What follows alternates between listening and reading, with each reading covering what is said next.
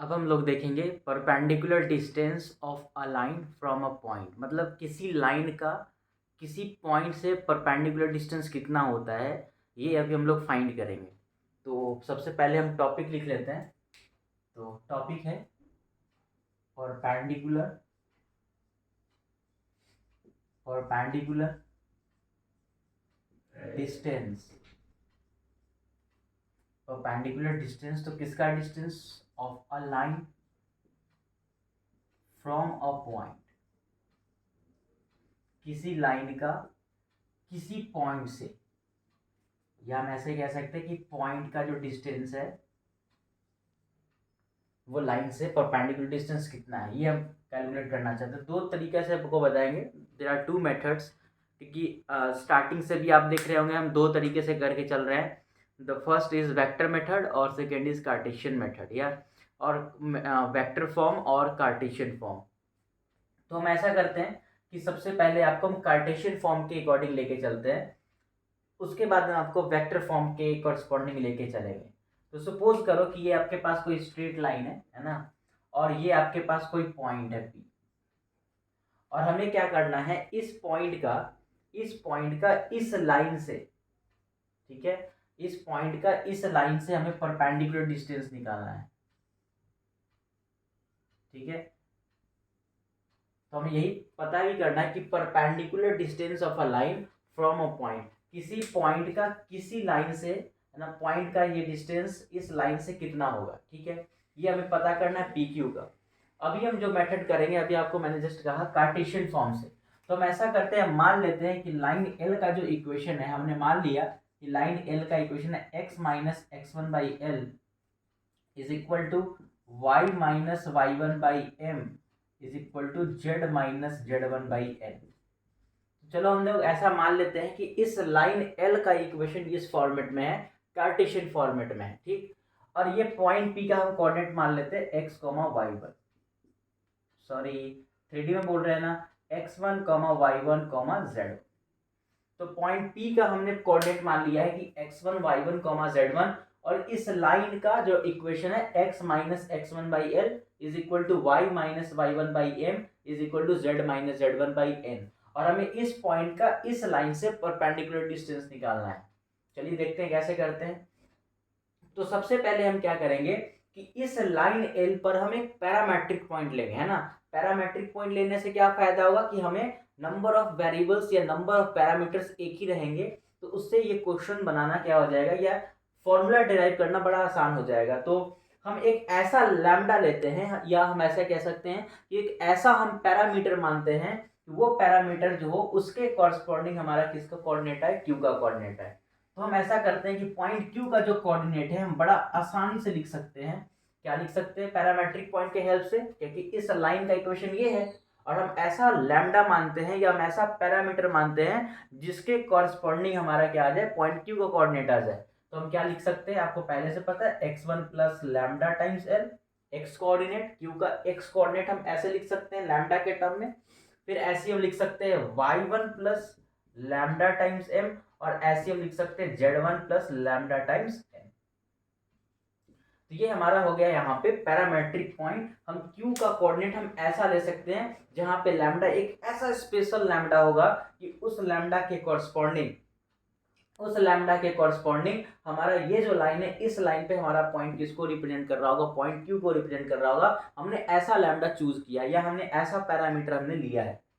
अब देखो, तुम्हें क्यू पॉइंट का कोऑर्डिनेट पता चल चुका है कि क्यू पॉइंट का कोऑर्डिनेट इतना है, और तुमको पहले से ही पता है कि पी क्यू जो है ना, ये परपेंडिकुलर एल के, क्यों, लाइन के, क्यों, क्योंकि परपेंडिकुलर डिस्टेंस निकालना, एक लाइन का परपेंडिकुलर डिस्टेंस निकालना किसी पॉइंट से। तो परपेंडिकुलर डिस्टेंस निकालना मतलब पी क्यू तो लाइन एल के परपेंडिकुलर ही होना चाहिए ना, तभी तो परपेंडिकुलर डिस्टेंस निकालेंगे लाइन का किसी पॉइंट से। तो हमें पॉइंट क्यू पता है, हमें पॉइंट पी पता है, तो क्या, अगर मैं तुमसे पूछूं कि क्या पी क्यू वेक्टर बता सकते हैं क्या, आप बोलेंगे अभी वेक्टर फॉर्म में कहाँ कर रहे हैं, अभी तो हम कार्टेशियन फॉर्म में करते हैं। तो बिल्कुल, चलो कार्टेशियन फॉर्म में करते हैं। क्यू का कोऑर्डिनेट पता है, पी का कोऑर्डिनेट पता है, तो क्या क्यूपी का हम डायरेक्शन रेशियो बता सकते हैं क्या? तो तुमने पढ़ा है कि जब भी कोई स्ट्रेट लाइन 2 पॉइंट से पास करता है तो उसका, अगर मान लो अगर कोई स्ट्रेट लाइन है वो 2 पॉइंट से पास करता है, एक point P x1 y1 z1 उसका कोऑर्डिनेट है और दूसरा पॉइंट Q जिसका कोऑर्डिनेट है x2 y2 z2, तो अगर हमसे पूछा जाए कि उस लाइन L का या उस लाइन का डायरेक्शन रेशियो कितना होगा, तो हम सिंपली कहते हैं x1 minus x2 y1 minus y2 z1 minus z2, या फिर x2 minus x1 y2 minus y1 z2 minus z1। ये तो बड़ा आसान सा कॉन्सेप्ट है, हम लोगों ने डायरेक्शन रेशियो, डायरेक्शन को साइंस में हम लोग पढ़ेंगे। तो अब यहां से Q पॉइंट पता है, P पॉइंट पता है, तो हम QP लाइन QP का हम डायरेक्शन रेशियो लिख सकते हैं। तो हम यहां से लिख रहे हैं डायरेक्शन रेशियो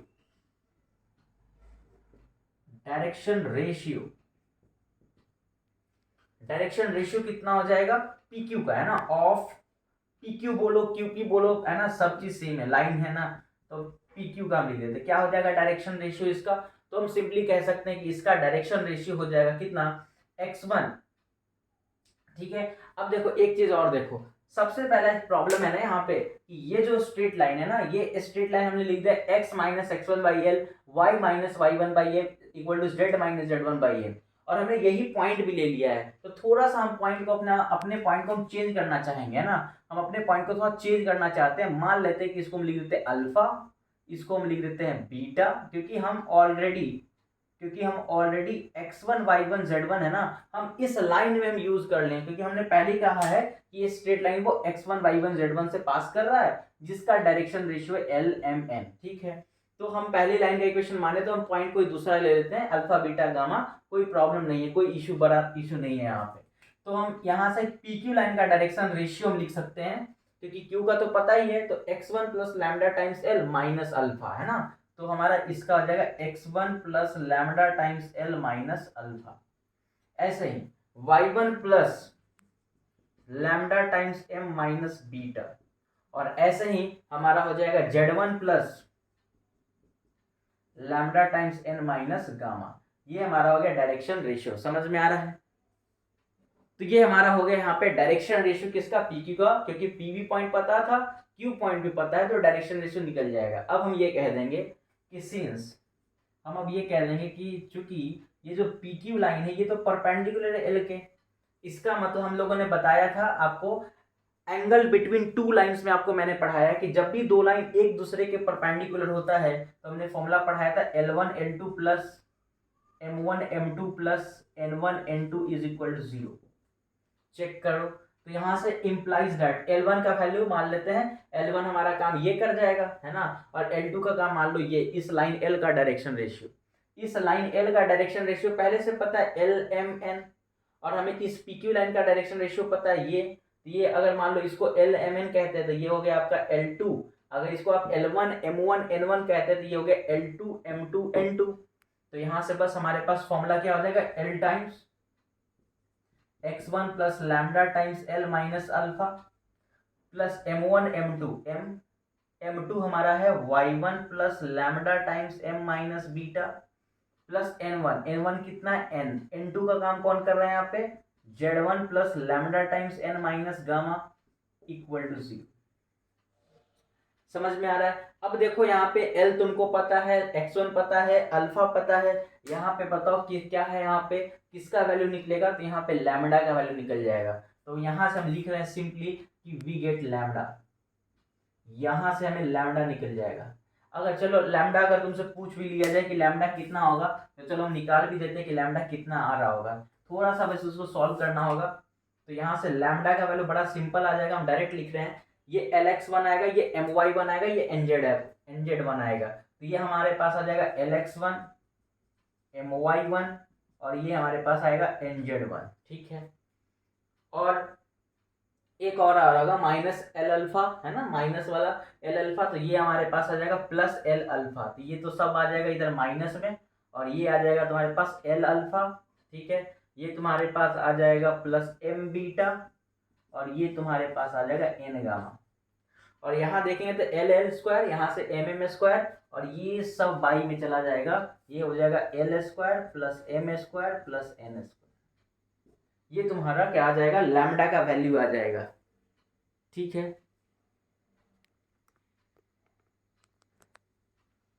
तो ये किसका वैल्यू आ जाएगा, लैम्डा का वैल्यू आ जाएगा। अब हमारे पास लैम्डा का वैल्यू भी पता है ना। तो अब ये लैम्डा मतलब इस लैम्डा के कॉरस्पॉन्डिंग, इस लैम्डा के कॉरस्पॉन्डिंग हमारा ये जो पॉइंट क्यू है ये हो जाएगा, देखो ना लैम्डा तुम्हारा निकल चुका है, मतलब यही लैम्डा होगा कि अगर हम ये लैम्डा निकल के रख दे, ये जो लैम्डा हमारा निकल के आया, ये लैम्डा का वैल्यू अगर हम यहाँ रख देते हैं तो हमारा किसका कोऑर्डिनेट आ जाएगा, बताओ, क्यू का कोऑर्डिनेट आ जाएगा, और हम इजिली क्यू का कोऑर्डिनेट हम निकाल लेंगे। ठीक है, अब जब तुम देखो P का कोऑर्डिनेट तुमको पता है, Q पॉइंट का कोऑर्डिनेट पता है, तो क्या हम डिस्टेंस फॉर्मूला में यूज कर सकते हैं कि नहीं कर सकते हैं। जब हमें P पॉइंट पता है, Q पॉइंट पता है, Q पॉइंट कैसे निकलेगा, अभी हमने जस्ट कहा कि लैम्डा भी हम लोगों ने निकाल लिया, ये लैम्डा अगर हम यहाँ रख देंगे तो हमारा किसका कोऑर्डिनेट निकल जाएगा, Q पॉइंट का कोऑर्डिनेट निकल जाएगा। और जब हमारा Q पॉइंट निकल जाएगा, P पॉइंट पता है, तो हम क्या यूज कर सकते हैं, डिस्टेंस फॉर्मूला, और हम डिस्टेंस फॉर्मूला से हम इजिली हम अपना डिस्टेंस बता सकते हैं। तो यही एक प्रोसीजर हो गया डिस्टेंस निकालने का, किसी लाइन का डिस्टेंस निकालने का, परपेंडिकुलर डिस्टेंस निकालने का किसी पॉइंट से। तो ये तो कौन सा मेथड था, ये था हमारा कार्टेशियन मेथड। अब तुम देखो कि हम इसको वेक्टर मेथड से भी हम इसको कैसे सॉल्व कर सकते हैं। तो हम लोग इसको वेक्टर मेथड से सॉल्व करते हैं।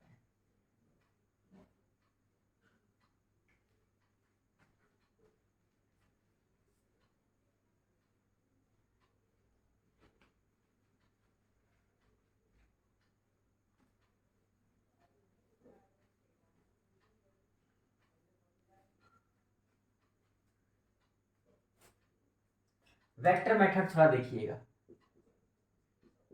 तो हम लिख देते हैं वेक्टर मेथड। देखिए वेक्टर मेथड में क्या है, मान लो कि ये तुम्हारे पास लाइन है, ठीक है, और ये तुम्हारे पास कोई पॉइंट है P जिसका कोऑर्डिनेट है अल्फा बीटा गामा। यहाँ पे कार्टेशियन फॉर्म में ना लेकर के हम लोग चूंकि वेक्टर फॉर्म में बात कर रहे हैं, तो ऐसा करते हैं कि हम लोग इसको पोजीशन वेक्टर में ले लेते हैं। मान लेते हैं कि इसका पोजीशन वेक्टर ए वेक्टर है, ठीक है, और मान लेते हैं कि इस लाइन का इक्वेशन हम मान लेते हैं कि हमारे पास लाइन है, और इस लाइन का इक्वेशन हम मान लेते हैं कि लिखा है R vector equal to A1 vector plus lambda times B vector, या ना क्या ले सकते हैं, R vector equal to A vector plus lambda times B vector, और इसको हम A1 कह देते हैं। ठीक है, तो थोड़ा सा या A1 ना कह के अल्फा कह देते हैं, थोड़ा सा अच्छा लगेगा देखने में। और इस लाइन का हमें डिस्टेंस निकालना है PQ से। ठीक है, तो अब ऐसे कर रहे हैं, वेक्टर मेथड में कर रहे हैं, तो फिर हम क्यू पॉइंट क्या ले सकते हैं, क्यू पॉइंट हम ले सकते हैं, मान लो इसका पोजीशन वेक्टर हम आर वेक्टर मान लिए, तो ये खुद आर वेक्टर निकल गया है ना, आर वेक्टर ही खुद पता है हमें, क्योंकि एक ऐसा लैम्डा हमने लिया, इस स्पेशल लैम्डा के लिए ये जो पॉइंट क्यू है उसका पोजीशन वेक्टर हम आर वेक्टर मान लेते हैं। तो हमारा आर वेक्टर मतलब पॉइंट क्यू का पोजीशन वेक्टर पता है। अगर तुमको पॉइंट क्यू का पोजीशन वेक्टर पता है तो तुम क्यूपी वेक्टर निकाल सकते हो।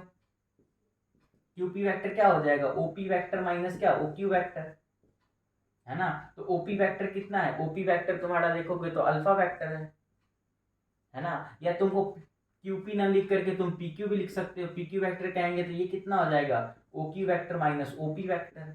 ओक्यू वेक्टर पता है, पी क्यू पॉइंट का पोजीशन वेक्टर कितना है, तो वो है तुम्हारे पास A vector plus lambda times B vector. P point का पोजीशन वेक्टर क्या है, अल्फा वेक्टर, ये तुम्हारा क्या निकल गया, पीक्यू वेक्टर। बड़ा आसान सा। अब तुमको पता है कि ये आर वेक्टर मतलब इस लाइन के पैरेलल वाला वेक्टर कौन है, तो तुमको पता है कि ये तो बी वेक्टर है, क्योंकि तुमको याद होगा कि लाइन का इक्वेशन है R vector equal to A vector plus lambda times B vector. ये बी वेक्टर कैसा वेक्टर होता है, जो उस लाइन के पैरेलल वाला वेक्टर होता है, तो ये बी वेक्टर का काम कर गया। तब तुमको पता है कि जो पीक्यू वेक्टर है और ये बी वेक्टर है, तुमको पता है कि चूंकि जो PQ वेक्टर है ये परपेंडिकुलर है किसके, बी वेक्टर के। और जब हमें पता है कि जब भी दो वेक्टर एक दूसरे के परपेंडिकुलर होता है तो दोनों वेक्टर का डॉट प्रोडक्ट कितना होता है, 0 होता है। तो यहाँ से तुम देखोगे तो तुम्हारा PQ वेक्टर निकल जाएगा। PQ वेक्टर तुम्हारा पता है पहले से, A vector plus lambda times B vector minus alpha vector, और डॉट हो जाएगा बी वेक्टर के साथ 0। यहाँ के बाद अगर हम थोड़ा सॉल्व कर लें तो कितना आ जाएगा, यहाँ A vector dot B vector is equal plus lambda times ये कितना हो जाएगा, B vector dot B vector, और ये कितना हो जाएगा minus alpha vector dot B vector equal to 0।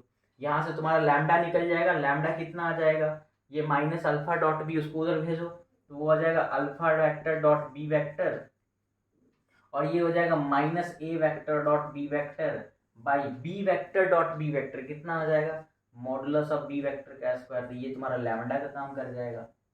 देखो यहाँ से तुमने लैम्डा निकाल लिया, अब ये जो लैम्डा का वैल्यू है, ये लैम्डा का वैल्यू अगर हम यहाँ पुट कर देंगे तो हमें पॉइंट क्यू का पोजीशन वेक्टर आ जाएगा, और अगर हमें फिर पॉइंट क्यू का पोजीशन वेक्टर पता है, पी पॉइंट हम पता है, तो हम फिर से हम डिस्टेंस वन लगा करके हम क्या कर सकते हैं, या हम पी क्यू वेक्टर निकाल के, क्योंकि पॉइंट क्यू पता है, क्यू पॉइंट का पोजीशन वेक्टर हमें पता है, तो हम पी क्यू वेक्टर निकाल सकते हैं, डायरेक्ट पी क्यू वेक्टर यहाँ से भी निकाल सकते हैं आप, A vector plus lambda times B vector minus alpha vector, ये लैम्डा हमने निकाला, ये लैम्डा हम यहाँ रख देंगे तो हमको पी क्यू वेक्टर निकल जाएगा, और जब पी क्यू वेक्टर निकल जाएगा तो इसका मॉडुलस ले लेंगे हम, जब हम मॉडुलस ले लेंगे तो हमारा पी क्यू का लेंथ निकल जाएगा। तो बड़ा आसान सा थ्योरी था, हम आपको थ्योरी पार्ट अभी आपको हमने बता दिया, मेन चीज़ तो क्या है क्वेश्चन है ना, तो हम आपको फिर प्रॉब्लम से सॉल्व करके दिखाते हैं, जल्दी से लिखिए इसको।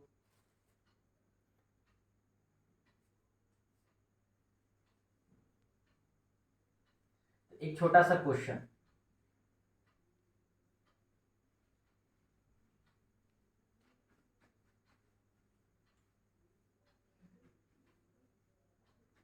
तो एक क्वेश्चन क्या है,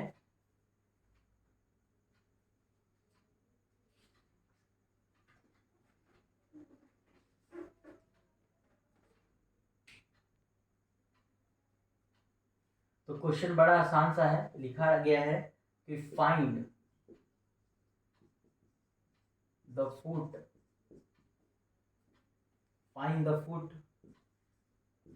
of the perpendicular, find the foot of the perpendicular from the point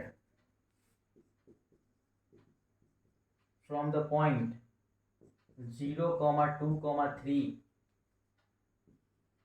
on the line x plus 3 by 5 y minus 1 by 2 z plus 4 by 3. Also find the length of the perpendicular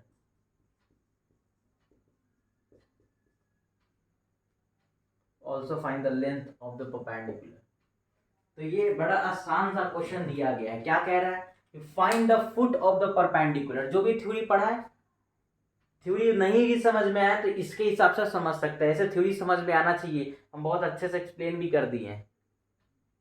तो find the foot of the perpendicular from the point ये on the line ये, ठीक, तो देखो बड़ा आसान सा, ये हमारे पास स्ट्रेट लाइन है, ठीक है, इस स्ट्रेट लाइन का इक्वेशन तुम्हारे पास है, मान लो ये लाइन एल है, इस लाइन एल का तुम्हारे पास इक्वेशन बड़ा अच्छे से दिया हुआ है, x plus 3/5 is equal to y minus 1/2 is equal to z plus 4/3, ठीक।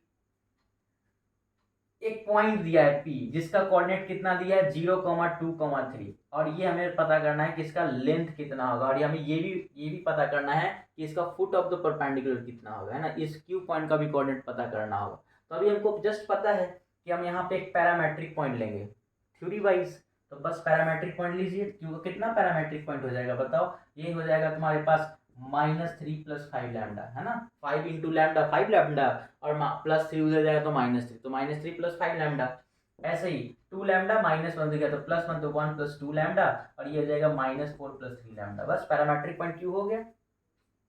इसको सॉल्व कर लिए, Q का कोऑर्डिनेट आ गया, अब Q निकल गया, तुमको पता है कि ये P पॉइंट पता है, थ्योरी वाइज हम चल रहा है, तो अब हम क्या कर सकते हैं, QP का हम डायरेक्शन रेशियो निकाल सकते हैं, QP का डायरेक्शन रेशियो निकालो, तो QP का डायरेक्शन रेशियो कितना हो जाएगा, हम लिख देते हैं यहाँ पे डायरेक्शन, इसे तो लिखना भी नहीं चाहिए हमको, डायरेक्शन रेशियो कितना हो जाएगा QP का, है ना, लिख देते हैं यहाँ QP, याद रहेगा कि यहाँ QP का लिखे, QP का कितना आ जाएगा बताओ, -3 + 5 लैम्डा -0, ये होता है ना x2 - x1, तो -3 + 5 लैम्डा -0, तो कितना आ गया, यही आ गया -3 + 5 लैम्डा, फिर आएगा 1 + 2 लैम्डा -2, सोचो 1 + 2 लैम्डा -2, 1 - 2 -1, तो कितना आ जाएगा बताओ? ये आ जाएगा 2 लैम्डा -1, और ये आ जाएगा -4 + 3 लैम्डा -3, तो कितना आ जाएगा बताओ? ये हो जाएगा आई थिंक 3 लैम्डा -7।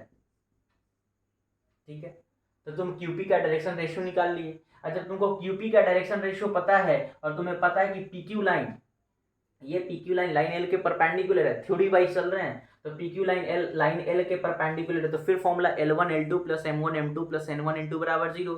यहाँ पे इस लाइन एल का डायरेक्शन रेशियो कितना दिया हुआ है? तो तुम देख लो 5 2 3, ये डायरेक्शन रेशियो दिया हुआ है। तो बस नाउ, तो यहाँ पे कितना देगा? 5 इंटू ये -3 + 5 लैम्डा। थ्योरी वाइज बहुत बड़ा बड़ा लग रहा है, लेकिन देखो कितना आसान है। फिर ऐसे ही +2 × 2 लैम्डा -1 प्लस 3 टाइम्स यहाँ पे 3 लैम्डा -7 दिख रहा है।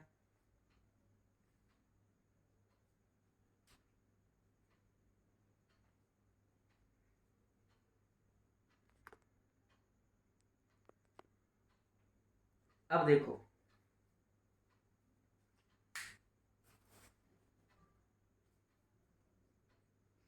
हम यहाँ इसके ऊपर मिटा रहे हैं बस। एक मिनट,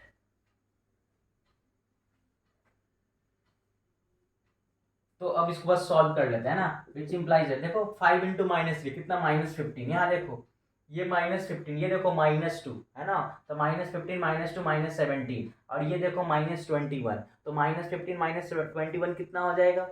-15 -21, यही आया ना, लिख लेंगे, जोड़ लेंगे बाद में। 5 5 = 25 लैम्डा, ठीक है, ये 25 लैम्डा, ये 2 2 = 4 लैम्डा, तो 25 लैम्डा 4 लैम्डा कितना? 29 लैम्डा, और ये 9 लैम्डा कितना हो जाएगा? I think 38 lambda is equal to 0।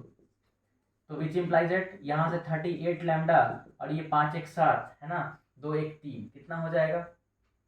Sorry 5 1 7 करें, 5 1 6, और यहाँ पे 2 1 3, 36 आ रहा है।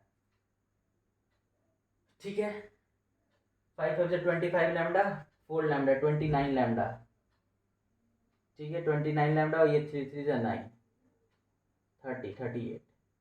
तो ठीक है, तो लैम्डा के जगह पे कितना आ रहा है? लैम्डा आ गया है हमारे पास 36/38। काटो इसको, 18 19, तो लैम्डा आ रहा है 18/19।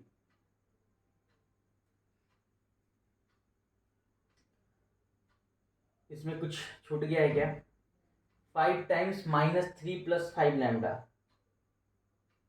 ठीक है, 2 टाइम्स 2 लैम्डा -1, और यहाँ पे है 3 टाइम्स 3 लैम्डा -7, तो 5 × -3 -15, ये हो गया तुम्हारा -2, तो कितना आ जाएगा? -15 -2 -17, और ये हो गया तुम्हारा -17।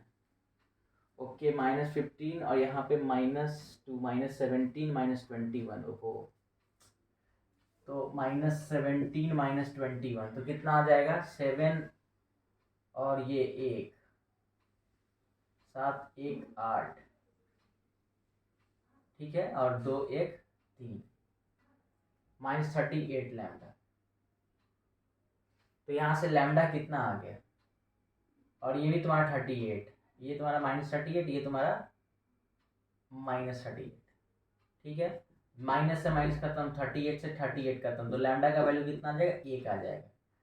ठीक है, तो लैम्डा हमारे पास कितना आ गया? 1 आ गया, लैम्डा निकल गया। अब जब हमारे पास लैम्डा आ गया, तो हमारे पास क्यू पॉइंट का कोऑर्डिनेट कितना आ जाएगा बताओ?